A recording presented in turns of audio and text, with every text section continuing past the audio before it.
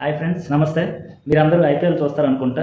మీరు ఐపీఎల్ చూసినట్టయితే మీరు ప్రతి డాట్ బాల్‌కి 500 మొక్కలు నాటుతామని బీసీసీఐ ప్రతి డాట్ బాల్ పడిన వెంటనే మనకు చూపిస్తది అడ్వర్టైజ్‌మెంట్‌లో. సో, నాకేంటంటే ఇది నిజంగా మొక్కలు నాటుతున్నారా? లేదా ఓన్లీ అడ్వర్టైజ్‌మెంటా?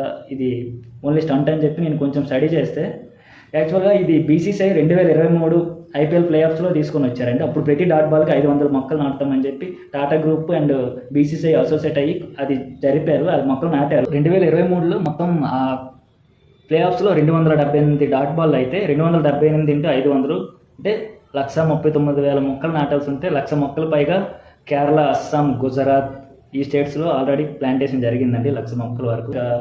కొన్ని అదర్ స్టేట్స్లో. బట్ ఇప్పుడు ఏంటంటే ప్రతి డాట్ బాల్కి 500 మొక్కలు అన్నది అది అబద్ధం అండి. ప్రతి డాట్ బాల్కి 18 మొక్కలు అంటే 18 ఒక డాట్ బాల్కి 18 మొక్కలు నాటుతామని చెప్తున్నారు. అఫీషియల్గా ఇంకా ఇవైతే ఎక్కడ ప్లాంటేషన్ జరగలేదు. కొంతమంది ఇది జరగదని చెప్పి అంటున్నారు.